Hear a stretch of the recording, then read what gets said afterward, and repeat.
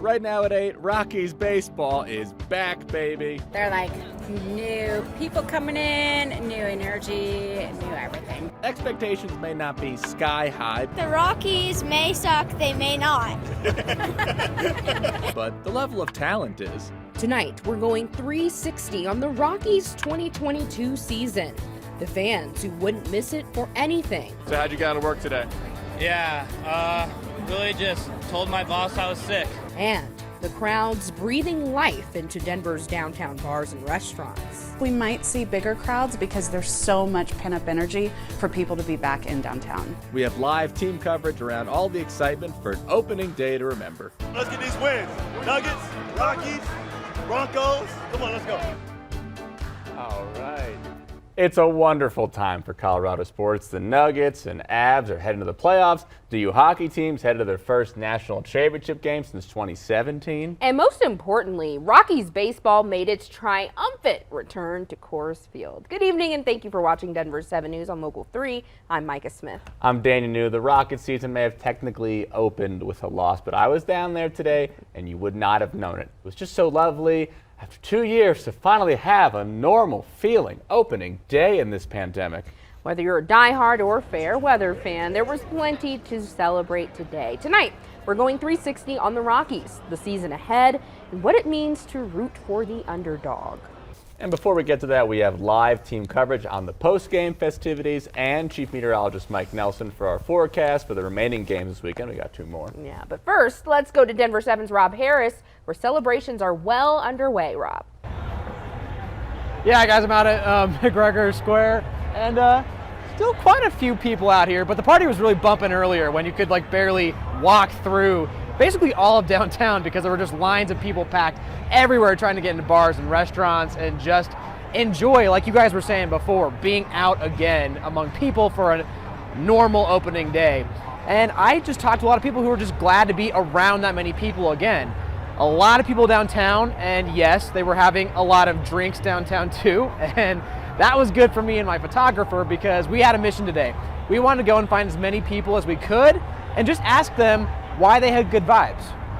Life's good. I mean, we living in tough times right now. But life's good. The sun's out, the people are out, and we're at Coors Field. Opening day baseball, baby. Everybody's having a good time, especially on opening day.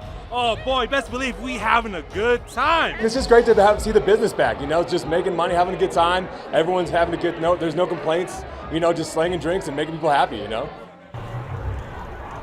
So that last guy you heard from there is the bar manager at Smash Face Brewing. They opened last summer and they had to deal with 50% capacity at first. So I think he speaks for most businesses downtown when he talks about how glad he is to see the crowds out in full force today. And of course, guys, today is just the beginning because Rockies Game 2 is tomorrow at 6:10.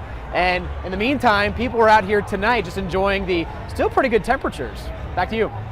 Great energy in the Mile High City tonight. Thank you, Rob. After 2 years of pandemic-impacted seasons, the Downtown Denver Partnership hopes businesses can finally feel like they're back to normal. Well, in 2019, which is a great marker, just right pre-pandemic, we saw 100,000 additional people in downtown for opening day. We are fully projecting that we will see those types of crowds again, and I would even guess we might see bigger crowds because there's so much pent-up energy for people to be back in downtown. The Downtown Denver Partnership says the number of people downtown has been slowly and surely ticking up over the past few months after the loosening of COVID restrictions. Well, downtown was really packed, as we just showed you, and I'm sure the weather didn't hurt, so let's ask Chief Meteorologist Mike Nelson if the next 2 games this weekend will be just as lovely, although it will be hard to top today, Mike.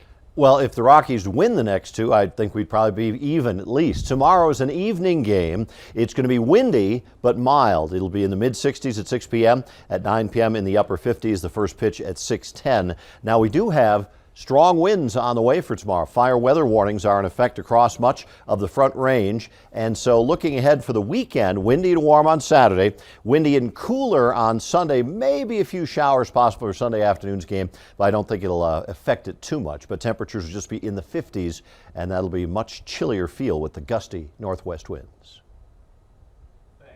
Thank you very much, Mike. And like I said earlier, it was so beautiful today. The vibe was so good. It didn't matter when the Rockies fell behind because, you know, It's not fair to play the Dodgers the first weekend. They won the World Series 2 years ago. They have the highest payroll in baseball. Whatever the score was, the sky was blue, Kris Bryant's eyes were blue, and his first hit as a Rocky was a double. It was a great day. It was a beautiful day. Now, national analysts don't expect much from the Rockies this year, but fans have good reason to be optimistic. Denver 7's Russell Haythorne takes that conversation 360. Let's get this party started. Let's go, Rockets! Beat the Dodgers, let's go! In a world of haters, we're going to begin this 360 by giving the Rockies a little love. We're going to get rocking and rolling. I think the Rockies are going to do better than last year, for sure. Even though projections for a winning season are not favorable, some fans believe the Rocks have the capacity to surprise. We are excited to see what the new players are going to do, what Bryant brings to the team. We're definitely missing Tapia, Story, Gray. We're loyal fans. We're going to be here no matter what. I think there's a really positive vibe between the players. I think that's what it boils down to, is if the guys get along well and work well together, then they're going to play well together too. We also talked to some of the players who say this team has a lot more potential than the critics give them credit for. It doesn't really matter what those people say. They're not in the clubhouse, and projections are projections. They're never spot on, right? You still got to go play the game. So I think we're a ton better than last year, and we got off to that horrendous start in the first half. That we didn't have that, who knows where it would have been. So we're hoping to come out of the gates a little bit stronger. Newly acquired star Kris Bryant is feeling it too. There's awesome vibes going on right now. Everybody seems to be getting along. The wins might not show, but there's talent here. I don't really care what people have to say. But we also got to keep it real. The Rockies may suck, they may not. Fans, young and old, know it's an uphill battle. They could have played Freddie Freeman the same amount that they paid Kris Bryant, a lot more consistency, or they could have just paid Story and kept him here. I don't think we're going to beat the Dodgers for the division, but I think we have a fighting chance at a wild card spot, at least potentially. Opening day, baby! Dodgers fans give us very little love. You want me to be truthful with you guys? Yes. Not at all, because we are the mighty Dodgers. You guys got a good team, but we're in a tough division, and out west, we got the Padres looking good. You see what the Giants did last year, and we got Ferris Bueller going tonight, and then we got Kershaw, and then we got Mookie, and we just got Freddie Freeman. Nothing but MVPs in our lineup. Rockies fans could only wish for a lineup of all-stars and blame ownership for that. They know the Rockies fans are going to come regardless of what product they put on the field, and I think they're taking advantage of it.